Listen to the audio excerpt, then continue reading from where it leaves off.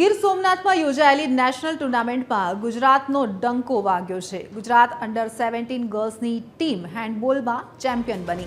પંજાબને હરાવીને ગુજરાતની ટીમે આ ખિતાબ પોતાના નામે કર્યો છે। દેશભરની 31 રાજ્યોની ટીમો વચ્ચે ખાસ આ સ્પર્ધા યોજાઈ હતી।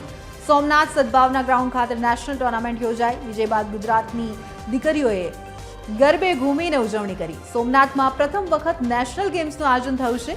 600 થી વધુ ખેલાડીઓએ રાષ્ટ્રીય હેન્ડબોલમાં ભાગ લીધો હતો। કાશ્મીરથી કન્યાકુમારી સુધીના રાજ્યો ખાસ આ સ્પર્ધામાં ભાગ લેવા માટે આ મુકામે પહોંચ્યા હતા, જેમાં ગુજરાતની દીકરીઓએ આ ખિતાબ પોતાને નામ કરીને ગુજરાતનું ગૌરવ વધાર્યું છે।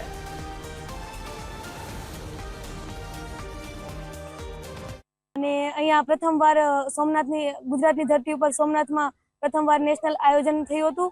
એમાં અમે 32 ટીમોમાંથી અમે કૌશલ્ય પામીને પ્રથમ ગોલ્ડ મેળવી રહ્યા છીએ। તેનો મને ખૂબ જ આનંદ છે।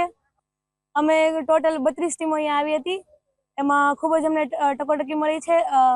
પ્રી ક્વાર્ટર અમારે વિદ્યા ભારતી સામુ હતી, ક્વાર્ટર અમારે રાજસ્થાન સામુ હતી, સેમીફાઇનલ યુપી સામુ હતી અને છેલ્લી ફાઇનલ અમારે પંજાબ સામુ હતી। School game federation of India દર વર્ષે રાષ્ટ્રીય કક્ષાની સ્પર્ધાઓનું આયોજન કરતું હોય છે, જેમાં અંડર 17 ગર્લ્સની હેન્ડબોલ અને અંડર 19 ભાઈઓની હેન્ડબોલની સ્પર્ધા ગુજરાતને અલોકેટ કરવામાં આવેલ હતી। અને અમારું જે વિઝન હતું એ હતું કે આપણે ટુરિસ્ટ ડેસ્ટિનેશન છે અને સોમનાથ દાદાના પ્રાંગણમાં આપણે જો આ આયોજન કરીએ તો સારું પ્રતિસાદ મળે એવો હતો। એનું ધ્યાન લઈને અમે સોમનાથની અંદર આયોજન કર્યું હતું।